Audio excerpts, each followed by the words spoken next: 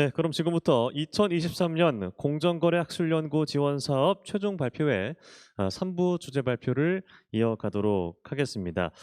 세 번째 주제 발표는요, 이 연세대 경제학부 김철영 교수님께서 디지털 경제에서의 경쟁 이슈에 대한 행동 경제학적 접근에 관한 연구를 발표해 주시겠습니다.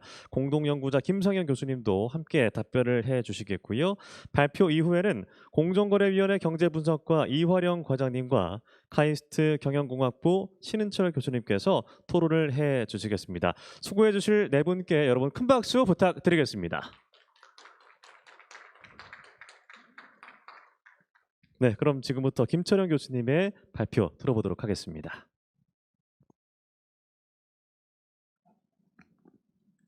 네, 안녕하십니까. 지금 소개받은 연세대학교 경제학부 김철영 교수입니다. 오늘 이렇게 좋은 자리 마련해 주신 관계자 여러분들께 진심으로 감사 말씀을 전해드립니다. 저희가 이제 오늘 발표 드릴 주제는요, 이제 보시는 것처럼 이제 디지털 경제에서의 경쟁 이슈에 대한 행동 경제학적 접근에 대한 연구입니다. 그래서 키워드는 행동 경제학이라고 보시면 될 것 같고요. 저희가 이제 사실 이 소비자 보호라든가 경쟁 정책 분야에서는 경제학에서는 특별히 이제 산업조직론 분야에서 많이 이제 다루고 있는 그런 주제이고, 그래서 공정거래 이슈가 전통적으로 이제 산업조직론 분야에서 중점적으로 연구가 되어 오고 있습니다. 그런데 최근 들어서 이 행동 경제학의 발전으로 인해서 행동 산업조직론이라는 새로운 분야가 태동이 되어서 지금 활발히 연구가 진행이 되어 오고 있고요. 그래서 행동 산업조직론은 한 10년 남짓, 이제 길어도 이제 20년이 안 된 좀 굉장히 최근 분야라고 생각하시면 될 것 같습니다. 그래서 이 행동 산업조직론은 이제 행동 경제학을 산업조직론에 받아들여서 보다 현실적인 소비자 선택에 대한 그런 모형들을 상정하고 연구하는 그런 분야라고 생각하시면 되겠습니다. 그래서 오늘 발표 드릴 내용은 크게 세 부류로 나눠서 발표 드릴 예정이고요. 일단 첫 번째는 저희가 이제 해당 연구를 진행을 하기 전에 처음 이제 사전 미팅에서 이제 조정원 측에서 그 OECD 연구 보고서, 특별히 이제 OECD에서 행동 경제학에서의 행태 편향에 대한 보고서를 이제 출간한 적이 있는데요. 그 OECD 보고서를 사실 여러 번 언급하셨습니다. 그래서 저희가 이 연구에서 가장 중점을 두었던 부분 중에 하나는 저희가 이제 국내 연구자들이 행동 경제학의 행태 편향에 대해서 알고 싶을 때 OECD 보고서를 보는 것이 아니라 우리가 만든 이 보고서를 볼 수 있도록 우리가 좀 더 엄밀하고 좀 더 익스텐시브하게 이런 행동 경제학에서 행태 편향들을 좀 우리가 문헌 조사를 좀 해보자 하는 것이 저희 일단 첫 번째 주안점이었고요. 그래서 첫 번째 부분에서는 공정거래 이슈에 영향을 미칠 수 있는 어떤 다양한 행태 편향에 대한 연구들을 이제 검토하고 문헌을 조사하는 그런 내용들을 말씀을 드리겠습니다. 그리고 이제 두 번째 부분에서는 그러한 행태 편향들이 실제 산업과 시장에서 어떻게 경쟁과 소비자 후생에 영향을 미칠 수 있는지를 저희가 인앱 결제 시장을 중심으로 연구한 내용을 말씀을 드릴 거고요. 그리고 마지막으로 저희가 간단하게 이제 어떤 정책 제언, 그리고 행태 편향이 공정거래 정책에 주는 함의에 대해서 말씀드리고 마무리하겠습니다. 그래서 먼저 공정거래 이슈에 영향을 미칠 수 있는 다양한 행태 편향들에 대해서 저희가 이제 문헌 조사를 좀 가능한 익스텐시브하게 하려고 노력을 했고요. 그래서 크게 세 가지로 구분을 해서 말씀을 드리겠습니다. 첫 번째는 이제 소비자의 선호와 관련된 행태 편향들을 제가 이제 차례대로 말씀을 드릴 텐데요. 일단 먼저 말씀드릴 이제 소비자의 행태 편향은 이제 소위 손실 회피라고 불리는 행태 편향입니다. 보통 경제학에서는 제가 10,000원을 얻었을 때와 10,000원을 잃었을 때 발생하는 효용과 비효용은 동일하다고 가정을 하죠. 자, 그런데 손실회피의 경우에는 좀 다릅니다. 자, 손실회피 성향을 소비자들이 가지고 있게 되면 소비자들은 준거점을 기준으로 이득이냐 손해냐를 따져서 효용과 비효용이 발생을 하는데요. 이게 무슨 말씀이냐면 제가 2만 원을 얻을 거라고 생각을 하고 있었는데 10,000원을 얻게 되면 이거는 저에게 있어서는 효용이 아니라 비효용이 발생할 수 있는 거죠. 그래서 중거점이 중요하다라는 게 첫 번째 포인트고요. 그다음에 두 번째 포인트는 소비자들이 손실 회피 성향을 가지고 있으면 경제학에서는 만 원을 얻는 것과 잃는 것이 동일한 양의 효용과 비효용을 준다고 가정을 하는데, 손실 회피 성향을 가지고 있으면 만 원을 얻었을 때 효용보다 만 원을 잃었을 때 비효용이 더 크다라고 상정을 합니다. 실제 소비자들이 이렇게 생각하느냐, 이런 성향을 보이느냐 하는 거는 굉장히 이제 연구가 많이 되어 있고요. 그래서 실제로 많은 소비자들이 이런 방식으로 손실 회피 성향을 가진다라는 것이 이제 문헌에 나와 있습니다. 그래서 1호부터 저희가 소비자 보호 정책과 경쟁 정책에 관련한 많은 어떤 함의들을, 정책적 함의들을 저희가 도출을 할 수 있는데요.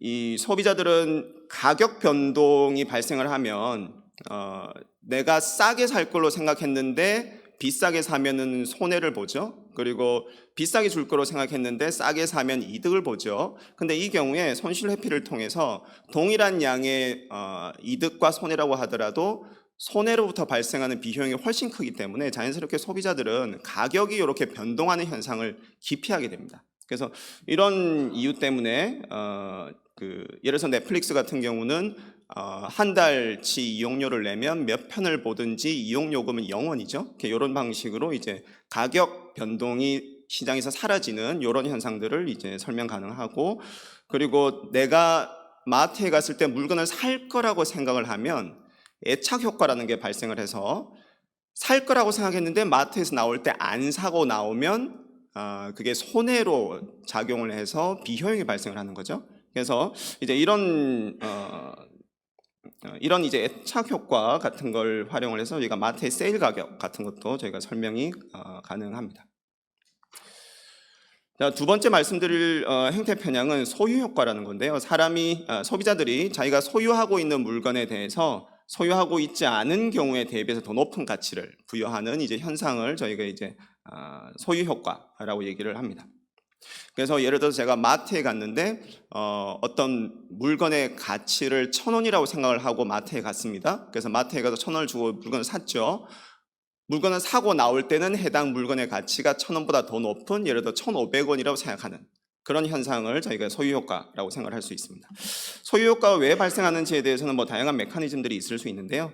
손실회피 성향이 이러한 이제 그 소유효과를 발생시키는 메커니즘으로 지적이 되고 있습니다. 그래서 뒤에 가서 좀 더 말씀을 드리겠지만 소비자의 선호와 관련된 행태 편향에서는 맨 먼저 말씀드린 요 손실 회피 성향이 가장 중요한 그런 행태 편향이다라고 생각을 하시면 좋을 것 같습니다. 그리고 현상 유지 편향이라는 이제 행태 편향이 있는데요. 이거는 사실 경쟁 정책이라든가 소비자 보호 정책에서도 종종 인용이 되는 행태 편향 중에 하나인데요. 소비자들이 여러 개 옵션 중 하나를 선택해야 된다고 하면 기본 옵션을 선택하는 성향을 저희가 이제 현상 유지 편향이라고 합니다. 그래서 예를 들어서 윈도우 쓰시는 분들이 계시면 주로 인터넷 익스플로러를 쓰시죠. 왜냐하면 윈도우에 기본적으로 익스플로러가 설치되어 있으니까요. 그래서 이렇게 기본 옵션을 선택하는 소비자의 성향을 현상 유지 편향이라고 하는데, 기본 옵션이 소비자에게 최적이지 않은 경우라면 사실 소비자 입장에서는 최적 소비 선택을 하기가 어려워지는 거죠. 그래서 현상 유지 편향으로 인해서 이게 문제가 발생할 수 있다, 소비자 구성이 떨어질 수 있다라는 그런 우려가 많이 제시가 되어 오고 있는데, 최근 넛지 정책의 개발과 더불어서 오히려 이러한 소비자의 현상 유지 편향을 이용을 하는, 그래서 소비자들에게 바람직하다고 정책 당국이 평가한 그런 옵션을 기본 옵션으로 제시를 하는 거죠. 소비자에게 그런 방식으로 소비자로 하여금 보다 바람직한 선택을 할 수 있도록 유도하는 그런 넛지 정책들이 다양하게 개발이 되어 오고 있습니다.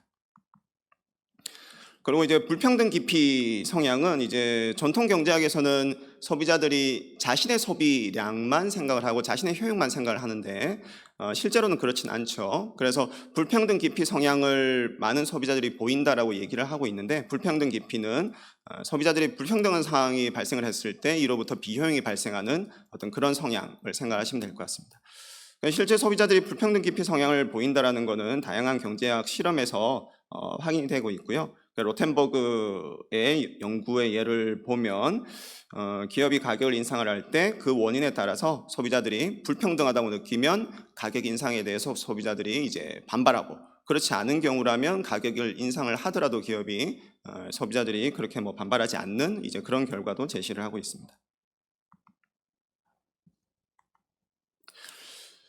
그리고 동태적 비일관성이라는 이 행태 편향이 있는데요.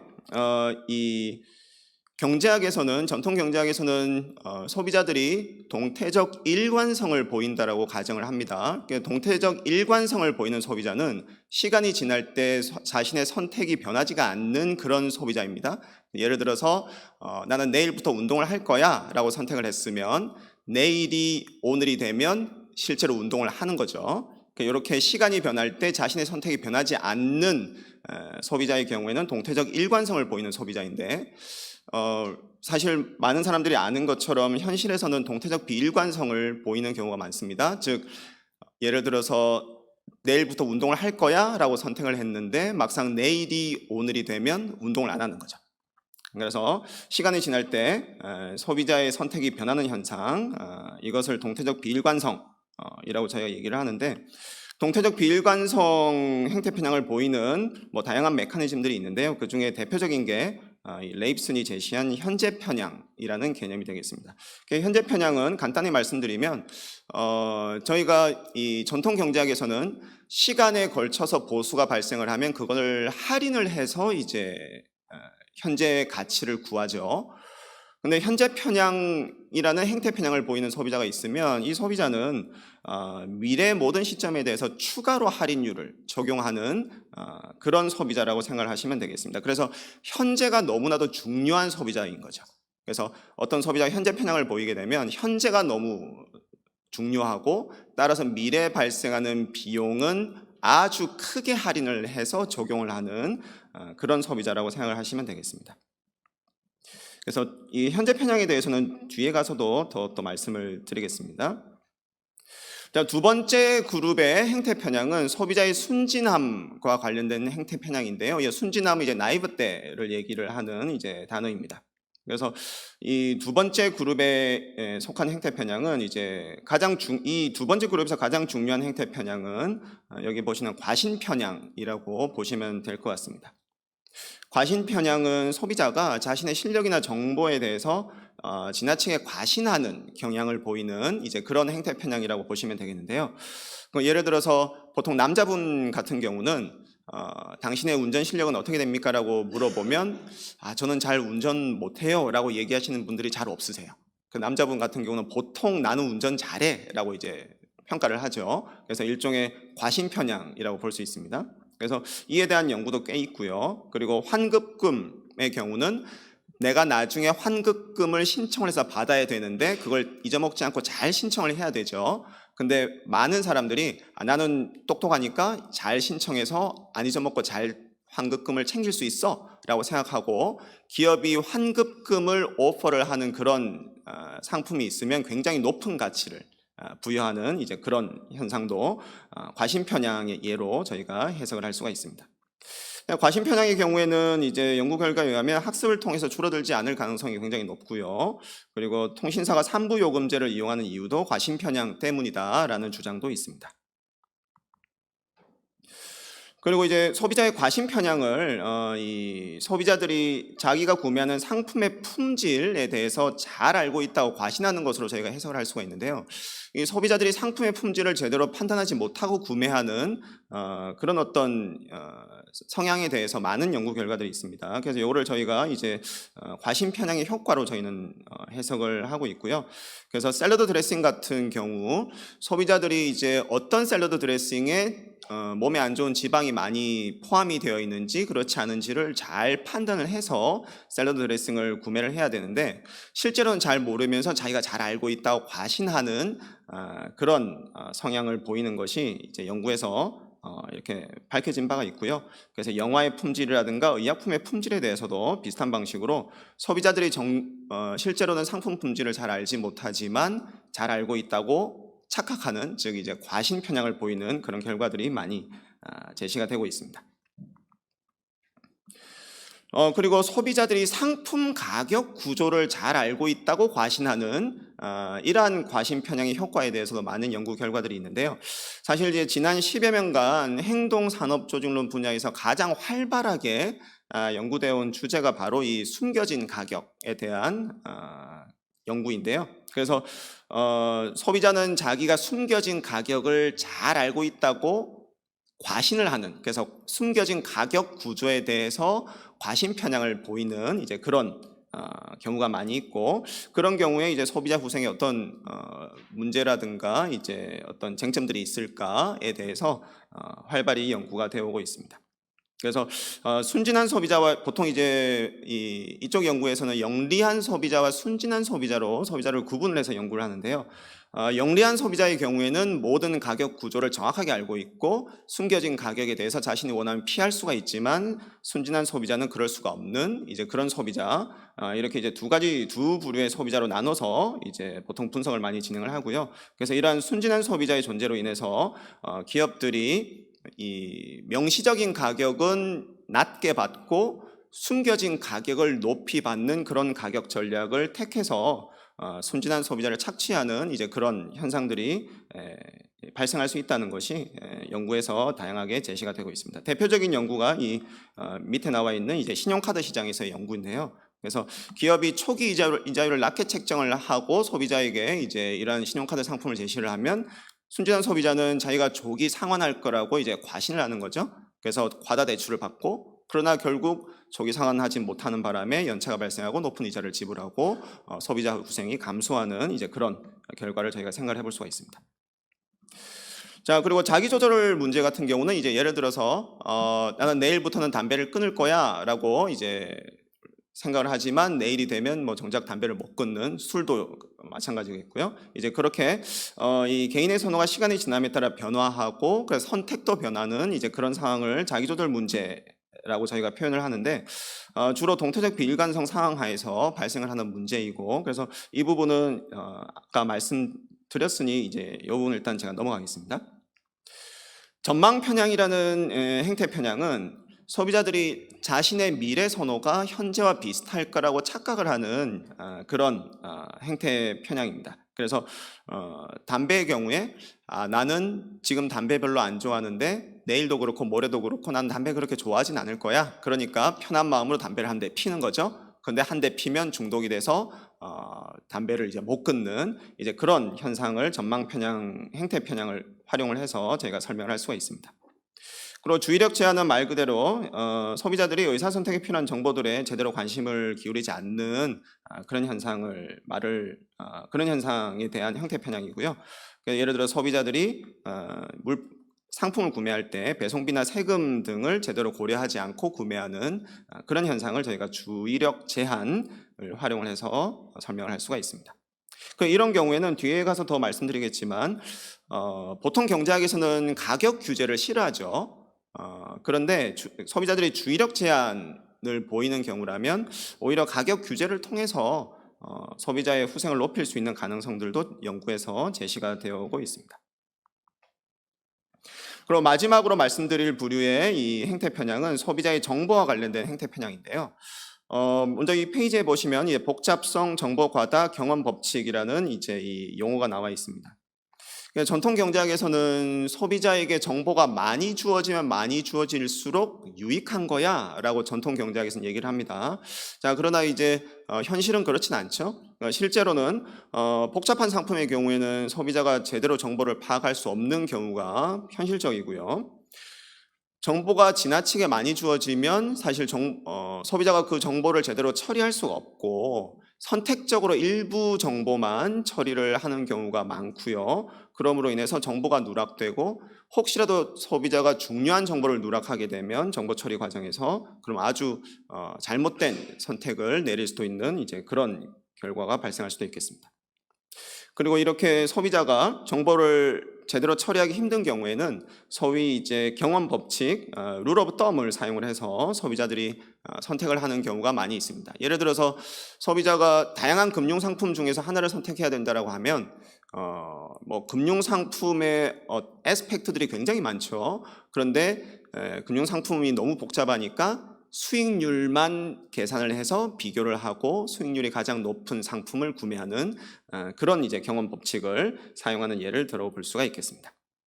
그래서 이런 경우는 이제 이 많은 연구 논문에서 제시하는 것처럼 기업들이 상품의 복잡성을 높이는 방식으로 경쟁을 하게 될 가능성이 굉장히 높고요.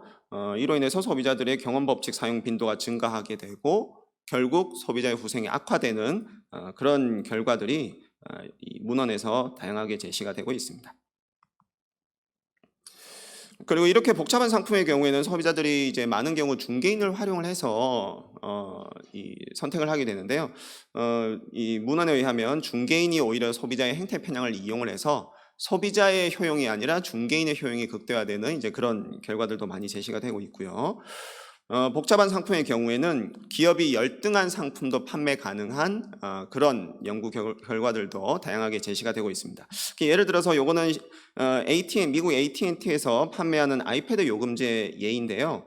예를 들어서 데이터 커넥터 3기가짜리 그리고 5기가짜리 플랜이 있습니다. 그래서 언뜻 보면 데이터를 많이 쓸 소비자는 5기가 플랜을 사고 적게 쓸 소비자는 3기가 플랜을 사면 될 것처럼 보이죠. 그래서 실제로 5기가 플랜을 구매하는 소비자가 많이 있는데 이걸 잘 계산을 해보면 5기가 플랜은 사면 안 되는 플랜입니다. 3기가 플랜을 사서 내가 혹시 데이터를 많이 쓰면 추가 요금을 내는 게 훨씬 싸거든요. 그래서 복잡한 상품 이제 이런 통신 요금 같은 경우도 사실 굉장히 이제 복잡하죠. 그래서 기본 요금이 있고 추가 요금이 있고 또 요금제도 굉장히 많으니까요. 그래서 이런 경우에는 기업이 열등한 상품을 판매하는 게 시장에서 가능하다. 그 통신 요금뿐만 아니라 이제 건강보험 플랜도 기업들이 오히려 이러한 복잡성을 높이고 그로 인해서 오히려 열등한 상품도 판매하는 이제 그런 가능성들이 제시가 되고 있습니다. 복잡성을 높이기 위해서 이제 기업들이 뭐 다양한 전략을 이용할 수 있는데요. 그 중에 대표적인 것이 이제 서로 다른 가격 포맷을 이용하는 이제 그런 예가 되겠습니다. 그래서 어떤 기업은 그램 기준으로 이제 가격을 책정을 해서 판매를 하는데 다른 기업은 킬로그램 기준으로 가격을 책정을 해서 판매를 하는 거죠. 그래서 이런 경우는 이제 상품 가격 비교를 하는 게 소비자가 굉장히 이제 복잡하게 여길 가능성이 높고 이로 인해서 소비자의 선택이 왜곡되고 소비자 후생이 감소하는 그런 결과를 저희가 생각을 해볼 수가 있겠습니다. 그래서 이런 결과는 프레이밍 효과 그리고 현저성 편향과도 연결이 되는데요. 요거는 뒤에 가서 또 더 말씀을 드리겠습니다. 자, 그러면 이제 저희가 이제 2부에서는 앞에서 살펴본 이러한 다양한 행태 편향들이 실제로 이 경쟁과 소비자 후생에 어떻게 영향을 미칠 수 있는지를 저희가 이제 인앱 결제 시장을 중심으로 말씀을 드리겠습니다. 그래서 저희가 이렇게 인앱 결제 시장을 분석한 이런 방법론을 활용을 해서 다양한 산업과 시장에 적용을 해서 각 시장에서의 행태 편향의 효과를 저희가 살펴보는 그런 후속 연구들도 저희가 생각을 해볼 수가 있을 것 같습니다.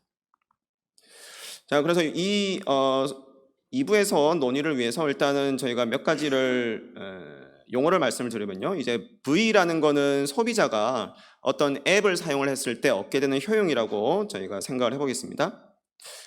기업의 한계 비용은 0으로 가정을 하고요. 자, 그리고 이제 이 모바일 콘텐츠를 판매하는 기업은 가격을 2개를 책정을 할 수가 있다고 가정을 하고요. 첫 번째 가격은 판매 가격 P1, 두 번째 가격은 인앱 결제 가격 P2라고 저희가 가정을 하겠습니다. 그래서 총 가격은 판매 가격과 인앱 결제 가격을 더한 값이 총 가격이 되겠죠. 자, 이제 저희가 말씀드리겠지만 이제 저희가 다양한 각도로 분석을 해보니 모바일 콘텐츠 시장에서 기업들이 이렇게 판매 가격과 인앱 결제 가격을 책정을 해서 판매를 하는 경우에는 소비자들의 다양한 행태 편향들이 기업들로 하여금 판매 가격은 낮추고 인앱 결제 가격은 높여서 판매를 하게 하는 강력한 요인을 제공할 수 있겠다라는 것이 저희의 전반적인 결론이라고 먼저 말씀을 드릴 수가 있겠습니다. 자, 그럼 먼저 손실회피, 소유효과, 현상유지 편향의 효과를 저희가 간단하게 한번 살펴보면요. 저희가 시간 관계상 다 말씀을 드리기는 힘들 것 같고 간단하게만 말씀을 드리면 이 소비자는 이 앱 사용했을 때 얻게 되는 효용이 V죠. 그래서 판매 가격보다 앱 사용 효용이 크다면 이제 앱을 다운로드를 받을 겁니다. 자, 그리고 손실회피 소유 효과, 현상 유지 편향의 효과를 저희는 V 값이 커지는 것으로 해석을 했고요. 그래서 앱을 다운로드 받으면 소비자가 원래는 자기는 V만큼 효용을 느낄 거야라고 생각을 했는데 앱을 다운로드 받고 사용하다 보니 앱 사용으로부터 발생하는 효용이 높아지는 거죠. V 프라임으로. 그러면 P2라는 인앱 결제 가격이 혹시 비싸다고 하더라도 충분히 소비자가 인앱 결제 가격을 제시를 하고 계속 앱을 사용할 요인이 있겠구나 하는 것을 생각을 해볼 수가 있습니다. 따라서 소비자가 이러한 손실회피 소유 효과, 현상 유지 편향의 행태 편향을 보인다면 기업 입장에서는 초기 판매 가격을 낮춰서라도 많은 소비자가 앱을 다운받도록 유도를 하고 추후 높은 인앱 결제 가격으로 이윤 확보를 추구할 그런 요인이 존재하겠구나 하는 것을 제가 생각을 해볼 수가 있습니다. 요거는 시간 관계상 제가 넘어가고, 불평등 깊이는 큰 효과가 없는 것으로 제가 판단을 해서 이 부분은 넘어가고요. 동태적 비일관성과 현재 편향 그리고 자기조절 문제의 경우에도 이 경우는 저희가 생각을 해보면 소비자들이 지불하는 인앱 결제 가격이라는 것은 미래에 발생하는 비용이죠. 소비자 입장에서는. 그래서 현재 편향과 같이 동태적 비일관성을 보이는 소비자라면 인앱 결제 가격은 미래에 발생하는 비용이니까 나는 오늘이 너무 중요하고 따라서 오늘 콘텐츠 다운받아서 사용하고 비용은 나중에 지불해야지 라고 이제 선택을 하게 될 가능성이 굉장히 높습니다. 그래서 기업도 이거를 이제 내다보게 되면 이 소비자들로 하여금 다운로드를 많이 받을 수 있도록 현재 가격인 판매 가격은 최소화하고 추후에 이제 인앱 가격을 높여서 이윤을 확보할 전략을 쓸 가능성이 굉장히 높다고 볼 수가 있을 것 같습니다. 자, 그리고 과신 편향, 낙관주의 편향의 경우에는 이제 행동 산업조직론 분야에서 가장 이제 활발히 연구되고 있는 이제 그런 주제가 되겠고요. 그래서 이 경우라면 저희가 이 판매 가격과 인앱 결제 가격 중에 인앱 결제 가격을 숨겨진 가격이라고 저희가 볼 수가 있을 것 같습니다. 왜냐하면 소비자가 처음에 앱을 다운로드하는 시점에는 판매 가격은 이제 구체적으로 나와 있지만 인앱 가격은 사실 얼마가 될지 정확하게 알 수가 없으니까요. 그래서 인앱 결제 가격이 이제 숨겨진 가격이라고 본다면 이 순진한 소비자의 경우에는 이 인앱 결제 가격을 모른 채로 판매 가격만 보고 다운로드를 받고 추후에 이제 인앱 결제 가격을 피하지 못하고 지불하는, 그래서 그로 인해서 그 소비자 후생이 감소되는 이제 그런 효과를 제가 생각을 해볼 수가 있을 것 같습니다. 자, 그리고 지금 시간 관계상 제가 요거는 좀 넘어가고 그리고 마지막 부류인 이 정보와 관련된 이제 행태 편향의 경우에는 이 인앱 결제 로 이제 사업을 하는 이제 모바일 콘텐츠 사업자들의 경우를 생각해 보면 사실 전통 판매 방식에 비해서 이게 굉장히 복잡한 판매 방식이라고 저희가 볼 수가 있습니다. 그래서 이 소비자 입장에서는 판매 가격도 지불하지만 추후에 인앱 가격도 지불해야 되고 계속 즐기려면 그리고 인앱 결제 가격도 몇 번을 지불해야 될지도 정확하게 모르고 그래서 굉장히 복잡하기 때문에 이런 경우에는 소비자들이 경험 법칙을 바탕으로 이제 선택을 하게 될 가능성이 높고 이로 인해서 소비자 후생이 감소할 그런 가능성이 있다라고 저희가 생각을 해볼 수가 있을 것 같습니다. 자, 그리고 마지막으로 저희가 이제 소비자 행태 편향이 공정거래 정책에 주는 함의에 대해서 간단하게 말씀드리고 제 발표를 마치겠습니다. 그래서 먼저 드릴 말씀은 이제 통합적 정책 프레임워크가 중요하다. 이거는 OFT에서 이제 보고서에서 제시한 이 수요 공급 모형에 대한 이제 그래프가 되겠고요. 그래서 소비자들이 액세스, 어세스, 액트를 잘 해야 수요 공급 모형이 이제 서로 인터랙션을 잘 하면서 좋은 결과가 나오는데 사실 그렇지 못하면 저희가 이제 경쟁 정책에서 이제 아무리 좋은 정책을 쓴다고 하더라도 소비자들이 제대로 판단을 못해서 평가를 못해서 좋은 효과가 나오지 않을 수도 있고 또 반대로 소비자 보호 정책에 이제 좋은 정책을 쓴다고 하더라도 이 기업의 공급 측면에서 기업들이 자신들의 어떤 반응을 바꿈으로 인해서 반응 곡선을 바꿈으로 인해서 이제 나쁜 결과가 나올 수도 있는 그런 것들을 생각을 해볼 수가 있어서 이제 저희가 통합적 정책 프레임워크가 중요하다라는 말씀을 드릴 수가 있을 것 같고요. 네, 제가 말씀드리다 보니 시간이 너무 많이 지나서 그래서 소비자 보호 정책에서 액세스보다 저희는 어세스 측면이 더 중요하다라고 생각을 하고요. 너치 정책을 활용할 때도 정보를 많이 제공하는 것보단 스마트하게 제공하는 게 이제 더 중요하겠다라는 말씀 드릴 수가 있을 것 같고, 시장별로 취약 소비자를 찾아서 보호할 필요가 있겠다. 그래서 예를 들어서 보통 금융시장에서 취약 소비자는 이제 노년층인데, 암호화폐 시장 같은 경우는 이제 취약 소비자가 청년층이라고 볼 수가 있겠죠.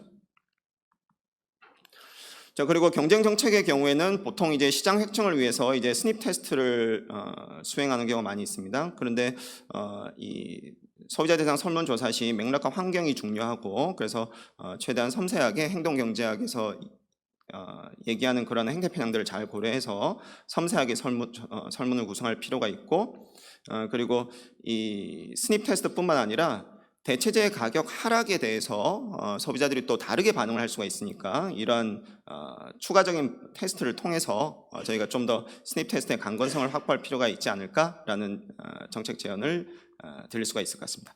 그럼 여기까지 발표 드리겠습니다. 감사합니다. 네, 수고해 주신 김철현 교수님께 여러분 큰 박수 부탁드리겠습니다. 네, 그럼 이제 토론 시간을 갖도록 하겠습니다. 공정거래위원회 경제분석과 이화령 과장님의 의견을 들어보도록 하겠습니다. 큰 박수로 모시겠습니다. 박수 부탁드립니다.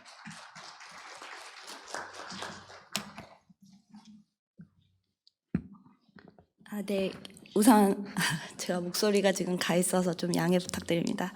김철영, 김상현 교수님 보고서 굉장히 흥미롭게 잘 읽었습니다. 그리고 발표도 다시 학교 생활로 돌아가서 강의를 듣는 듯이 아주 집중 잘 되게 설명해 주셔서 너무 감사하고요. 사실 이 보고서는 공정거래에 있어서 함의가 굉장히 큰 소비자의 행태 편향을 굉장히 광범위하면서도 자세하게 다루고 있습니다. 그래서 사실 이 한 권만 읽어도 공정거래와 렐러번트한 행동경제학에 대해서 기본적인 것은 모두 파악할 수 있을 정도로 굉장히 잘 정리가 되어 있고요. 특히 인액결제라는 구체적인 컨텍스트에서 이런 행태 편향이 어떤 식으로 존재할 수 있는지, 그리고 그것 때문에 어떤 영향이 있을 수 있는지 이런 부분까지 자세히 설명을 해주고 계십니다. 사실 행동경제학이 아까 교수님께서도 말씀하셨지만 그렇게 오래된 것은 아닙니다. 제가 학교 다닐 때만 해도 이게 비주류의 어떤 가운데 있는 느낌이었는데, 관련한 연구가 학계뿐만 아니라 정책 서클에서 굉장히 크게 호응을 받으면서 그 영향력이 크게 확대되어 왔습니다.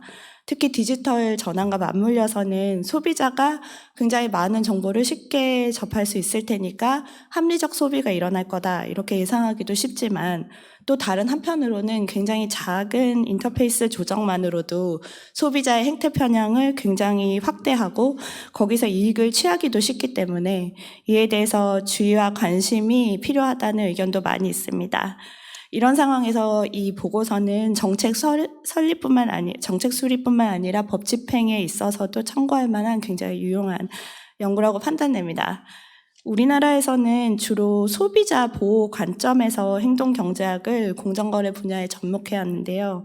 최근에 공정위에서 발표한 온라인 다크 패턴 자율관리 가이드라인이 대표적인 예라고 할 수 있습니다.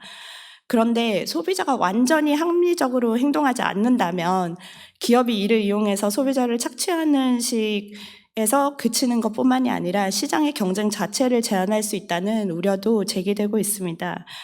그래서 저는 이제 이 경쟁법 집행의 관점에 좀 더 주안점을 두고 이 보고서를 읽으며 느꼈던 부분, 행동 경제학적 함의를 시장 획정, 경쟁 제한성 판단, 그리고 시정 조치 설계, 이렇게 세 가지로 나눠서 짧게 말씀을 드리고자 합니다. 우선 시장 획정입니다. 보고서에서 시장 획정 단계에서 굉장히 구체적인 부분, 디테일을 어쩌면 사소하다고 할 수 있는 디테일을 어떻게 하느냐에 따라서 시장 획정의 결과가 달라질 위험에 대해서 잘 정리를 하고 보완적인 방법도 제시를 하고 있는데요. 사실 시장 획정은 학계 관심에서 다소 멀리 있고 좀 실무적인 성격이 큰 편입니다. 하지만 법 집행 과정에서는 그 자체만으로도 미법성 판단에 매우 중요한 쟁점이 되곤 합니다. 그래서 사실 굉장히 법 집행에 있어서 중요한 부분이라고 생각을 하는데요. 이 시장 획정을 정량적으로 수행하기 위해서는 관련한 어떤 시장의 직접적인 데이터라든지 그런 게 있으면 좋겠지만 보통은 관련 데이터가 부족하거나 이걸 굉장히 로버스트하게 분석하기에는 시간이 부족하거나 이런 이유로 저희가 설문을 많이 활용을 하고 있습니다. 설문에서 스닙을 했을 때 굉장히 작지만 유의미하고 일시적이지 않은 어떤 가격 인상이 있었을 때 소비자가 대체를 할 것인가, 다른 걸로 옮겨갈 것인가 이런 부분을 설문을 통해서 많이 파악을 하고 있는데요. 보고서에서도 지적하듯이 설문에서 응답하는 내가 어떻게 할 거다라는 이 응답과 실제 선택 상황에서 결정의 결과는 차이가 있기 굉장히 쉬운데 이게 사실 다양한 행태 편향의 존재에서 기인하는 바가 큽니다. 우선 질문을 어떻게 구성하는지 프레이밍이 상당히 중요하게 되는데 예컨대 가격 인상폭을 비율로 제시할 건가 아니면 금액으로 제시할 건가 얼마가 오른다는 걸 5%라고 할 건가 1,000원이라고 할 것인가 이런 부분에 따라서도 같은 양의 가격 인상이지만 소비자 반응이 상당히 다를 수 있다고 알려져 있습니다. 예를 들어 가격대가 높은 예를 들어 자동차 같은 상품은 비율보다는 금액에 민감하게 사람들이 반응을 하고 가격대가 저렴한 상품은 비율에 좀 더 민감하게 반응한다. 이런 식의 관찰도 되어 있고요.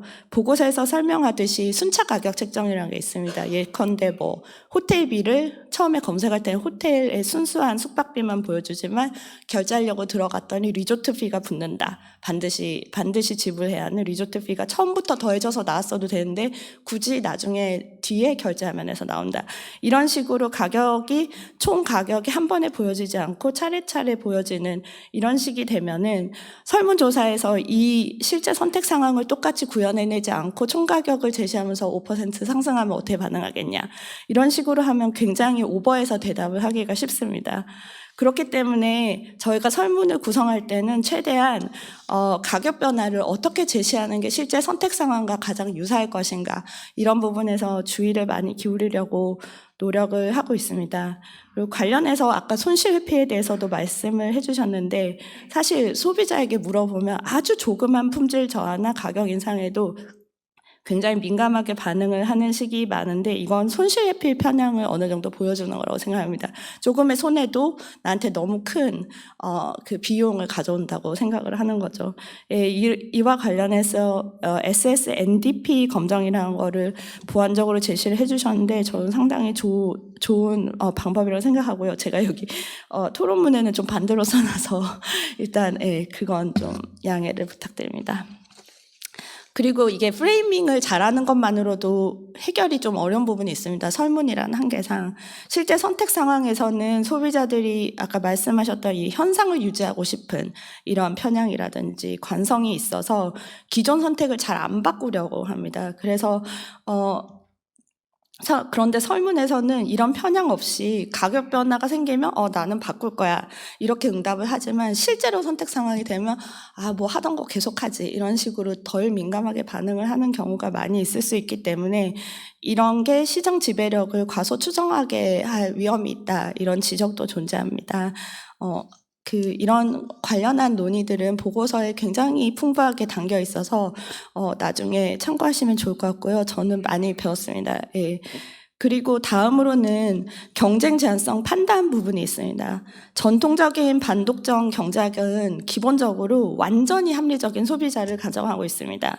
간단히 말하자면 품질이 같으면 더 저렴한 걸 선택하고 가격이 같으면 더 고품질을 선택하면 되는 겁니다. 이렇게 가격과 품질을 통한 경쟁이 촉진이 되게 됩니다. 왜냐하면 소비자가 합리적 선택을 하기 때문에. 하지만 이 소비자가 합리적 판단이 제한된다고 생각을 하면 이렇게 장점에 기반한 경쟁도 제한이 될 우려가 있습니다. 따라서 기업은 소비자 행태 편향에 기대서 어떻게 경쟁을 제한하려는 그런 요인이 발생할 수가 있고 그리고 완전히 합리적인 소비자만 존재한다면 별로 문제가 없었을 행위도 상당히 큰 경쟁 제한성을 가져올 수 있는 그런 우려가 있습니다. 보고서에서도 언급하셨는데요. 사실 행태 편향이 명시적으로 고려가 된 반독점 사건으로 2회에서 처분한 구글 쇼핑 건이 있습니다. 구글이 일반 검색 결과에서 자사 비교 쇼핑 서비스인 구글 쇼핑을 좀 눈에 잘 띄게 검색 결과 상위에 위치시게 한 반면 경쟁 비교 쇼핑 서비스는 하위에 두는 식으로 알고리즘을 조정한 행위에 대해서 시진남용 행위로 잡은 건인데요.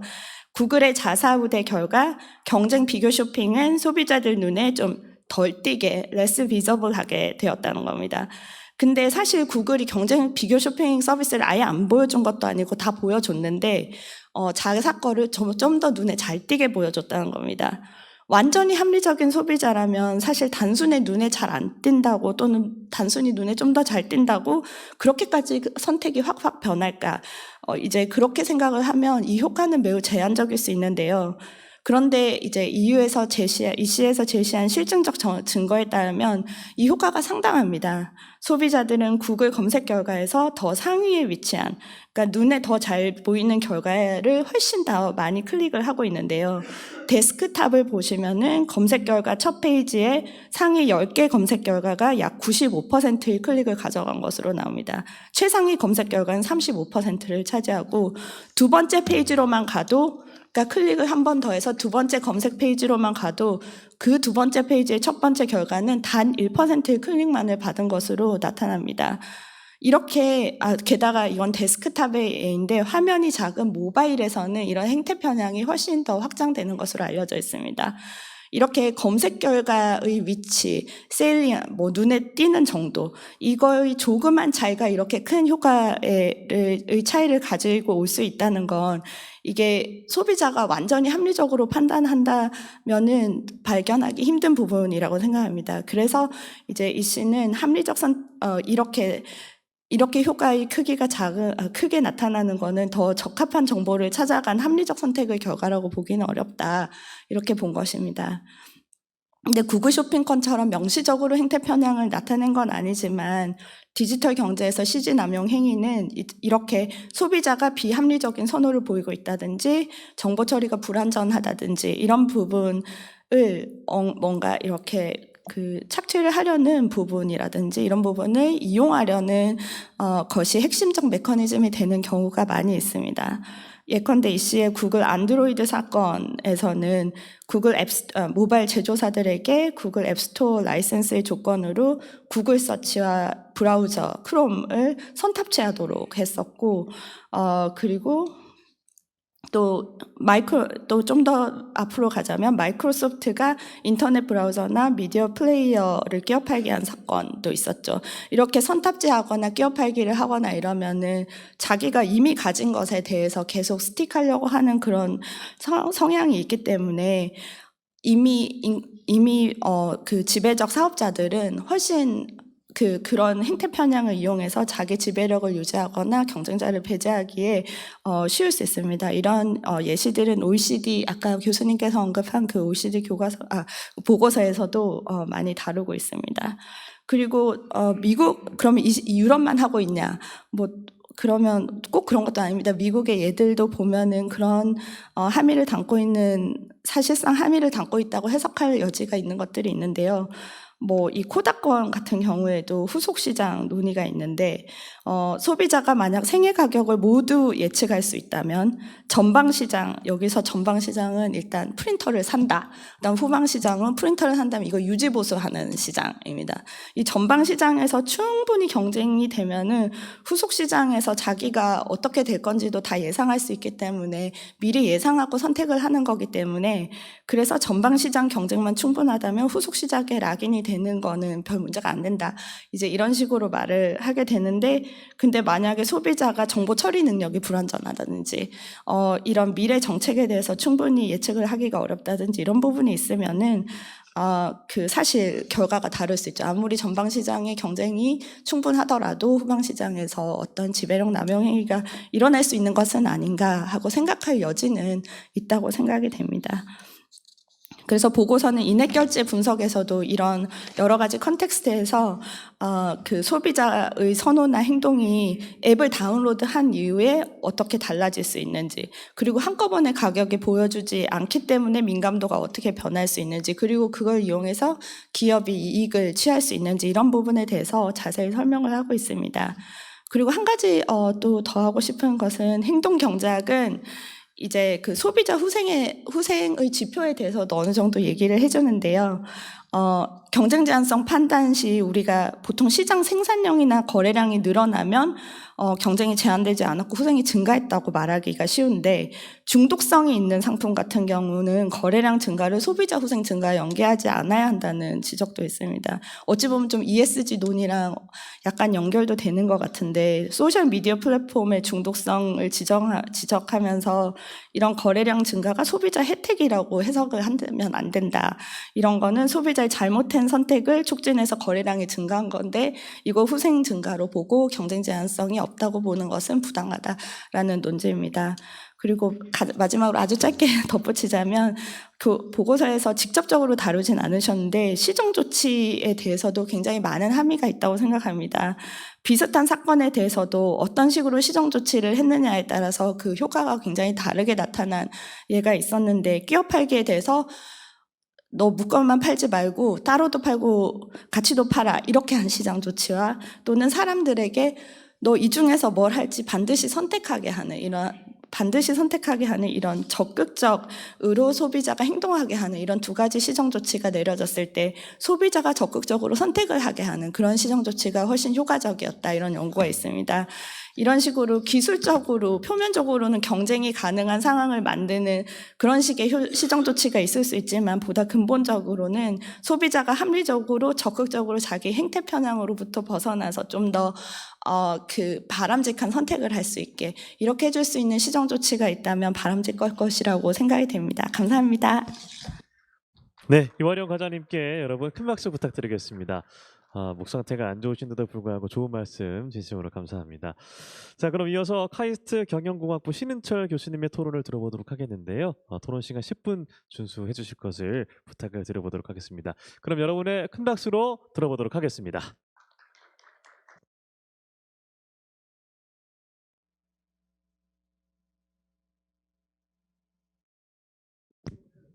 버튼을 눌러주시겠어요? 네, 예. 감사합니다. 이제 목소리 들리실까요?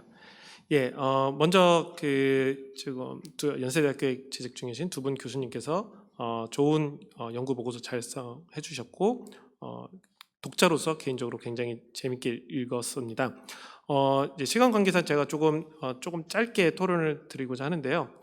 이 연구 논문을 한마디로 요약을 하자면은 경쟁 정책 설계자들을 위한 행동 경제학 교과서라고 얘기를 할 수가 있겠습니다.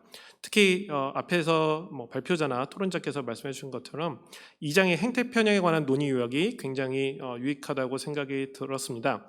크게 세 가지로 분류하고 있는데, 소비자의 선호와 관련한 행태 편향, 소비자의 순진함과 관련한 행태 편향, 세 번째 소비자의 정보와 관련한 행태 편향, 이렇게 세 가지로 분류를 해주셨고, 이러한 분류를 이렇게 정책 설계자들을 위해서 한국어로 이렇게 정리해 주셨다는 것 자체가 그것만으로도 굉장히 훌륭한 연구 보고서라고 저는 생각을 하고 있습니다. 앞에서 이제 이화령 과장님께서 이 정책 관련한 이슈에 대해서 충분히 말씀을 해주셨기 때문에 저는 조금 더 이제 학술적인 논의를 조금 말씀드리고, 향후 연구 보고서에는 무엇이 또 추가되면은 더 좋을까에 대해서 조금 말씀을 드리겠습니다. 먼저 이 문헌 조사를 하시는 부분에 이제 2장 내용에 관련해서 최근에 많은 행동 경제 및 실험 연구에서 이루어지고 있는 행태 편향들의 이 상관관계에 대해서 조금 내용이 있었으면 어땠을까라는 아쉬움이 조금 있었습니다. 예를 들어서 2024년 저널 폴리티컬 이코노미의 캘리포니아 공대 컬린 캐머러 연구팀에서 이제 조사한 연구가 있는데, 대표성 있는 인구들을 대상으로 우리가 잘 알고 있는 이 행태 편향들이 어떻게 연관되어 있는지에 대해서 분석을 한 연구가 있습니다. 그리고 이러한 연구들은 결국은 기업들 입장에서 생각해 보면 우리가 어떻게 행동 경제학에서의 발견들을 이용해서 이윤극대화 활동을 더 계속할 수 있을지에 대한 기초 자료가 됩니다. 그리고 그러한 기초 자료를 바탕으로 해서 이제 저희가 소위 말하는 매니지먼트 탑 저널인 인폼스 저널들을 보게 되면은 이 현재 그 디지털 트랜스포메이션이라는 시대 흐름과 연계해서 각종 현장 실험들을 통해서 이렇게 그 보고서에서 나온 것과 같은 행동 경제학적 지식을 활용해서 우리가 어떻게 세일즈를 늘릴 수 있는지, 프로핏을 늘릴 수 있는지, 이런 연구들이 굉장히 많이 나와 있습니다. 그러면 당연히 경쟁 및 규제 당국 입장에서는 이 기업과 이 게임을 한다는 입장에서 생각해 보면은 그 경제학 문헌에서 연구들뿐만 아니라 인포메이션 저널 들에 있는 연구들까지도 함께 우리가 좀 더 고려를 해봤으면은 이 구체적으로 행동 경제에서의 발견들이 기업 전략에 어떻게 활용되는지 좀 더 자세히 볼 수 있지 않았을까라는 생각을 해봤습니다. 따라서 그 소비자 보호를 위해서는 행태 편향들의 상관관계를 알 필요가 있고 이를 활용해서 개별화된 기업 전략에 대응하는 보호 정책을 고려해야 될 필요도 있겠습니다. 예를 들어서 특정 인구 통계학적 특성, 예를 들어서 성별이라든지 교육 수준 혹은 뭐 소득 수준에 따라서 기업들이 개별화된 가격 차별 전략을 사용하고 있다고 한다면 그에 맞춰서 보호 정책도 말씀드렸던 인구 통계학적 특성에 기반해서 개별화될 필요가 있다고 생각이 되겠습니다. 따라서 행태 편향의 리스트에 추가해서 서로의 상관관계, 특히 기업들이 이를 활용한 기업 전략 사례도 한번 정리가 되면 좋겠다고 생각이 들고 향후 비슷한 연구가 진행이 된다면 이런 부분에서도 조금 정리할 필요가 있다고 말씀을 드릴 수 있겠습니다. 물론 보고서에서도 이런 부분을 아주 언급을 안 하시는 건 아니시고요. 취약 소비자들에 대해서 어떻게 우리가 보호할 것인가에 대해서는 분명히 논의를 하고 있다는 점에서도 조금 보충 설명드리겠습니다.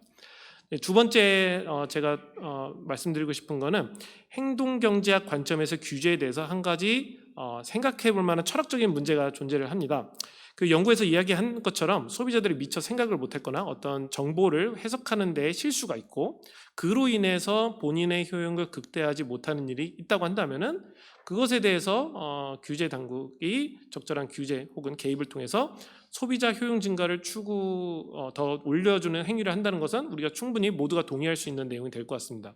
예를 들어서 식료품 선택에서의 식료품 정보에 관한 내용을 충분히 제공해서 더 올바른 건강한 제품을 살게 해주는 것은 좋은 일이게 되겠죠. 그리고 과신 편향과 사용한 데이터 사용에 의해 오늘 발표에서 말씀해 주신 것도 비슷한 사례가 되겠습니다. 그런데 이제 우리가 소비자의 선호와 관련한 행태 편향, 그 2장에 나온 세 가지 분류 중에 첫 번째에 나오는 이 소비자의 선호와 관련한 편향에 대해서는 조금 저희가 논리에 신중을 가할 필요가 있겠습니다. 예를 들어서 현재 편향이 있는 사람에게 미래 소비를 위하여 현재 소비를 좀 줄이는 유도 정책을 만약에 한다면, 개입을 한다면 그것이 과연 그 사람을 위한 것인가? 그 사람 위한 것이 아닌가라는 철학적인 논쟁이 있습니다. 제가 현재 편향을 갖고 있는 것은 저의 선호지 그 선호가 뭔가 잘못되었기 때문에 바꿔줘야 된다는 것은 과연 모든 사람이 동의할 수 있는 문제인가? 저는 이 부분에 대해서 조금 신중할 필요가 있다고 생각되고요. 따라서 물론 학술적인 논의는 이미 많이 되어 있는 논의입니다. 따라서 그러한 주의점에 대해서도 우리가 한번 정리를 해봤으면 더 좋지 않았을까라는 생각을 해봤습니다. 마지막으로 말씀드릴 것은 이제 향후 연구에 관한 제언인데요. 본 연구를 제가 아까 맨 처음에 경쟁 정책 설계자들을 위한 행동 교과서로 제가 요약을 해드렸는데 향후 연구에서는 그 행동 경제에 기반한 한국형 경쟁 정책 설계 사례가 되었으면 좋을 것 같습니다.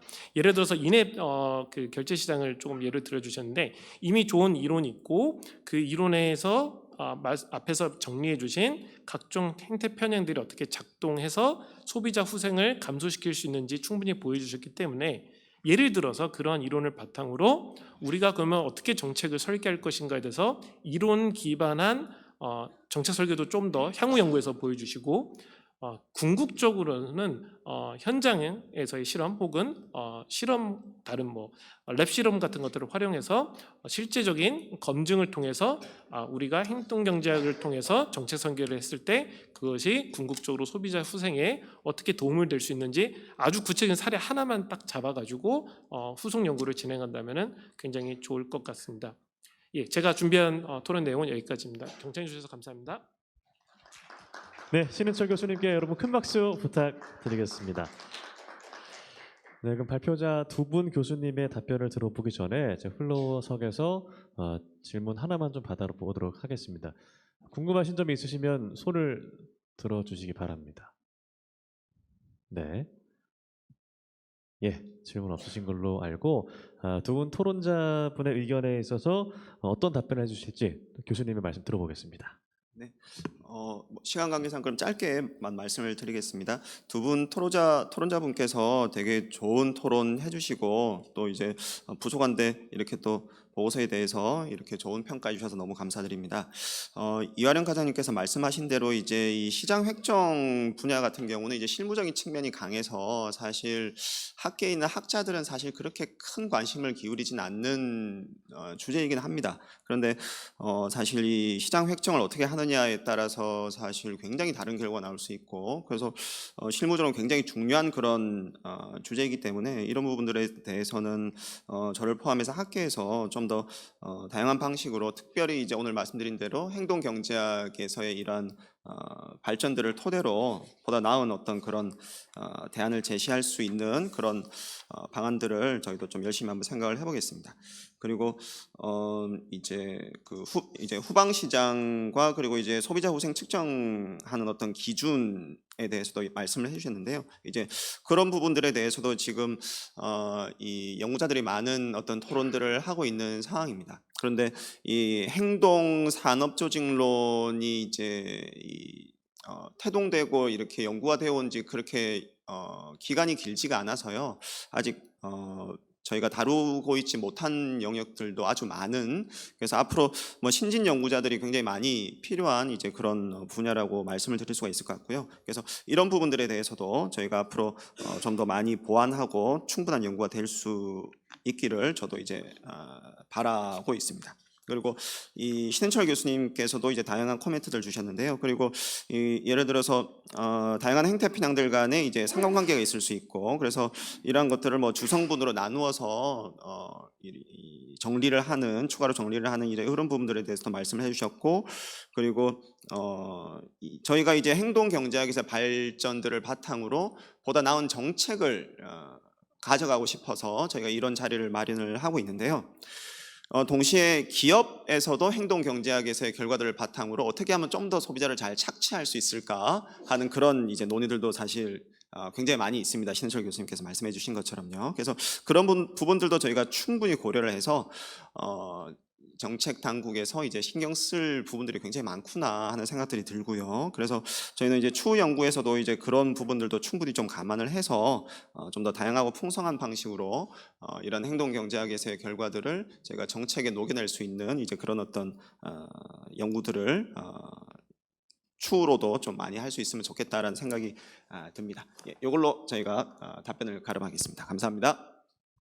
네, 김성현 교수님도 말씀 네, 오래 기다리셨는데 말씀 짧게 들어보도록 하겠습니다. 마이크를 꺼주셔야 스위치가 켜집니다. 네, 안녕하세요. 감사합니다. 저도 왔으니까 한마디만 하고 가겠습니다.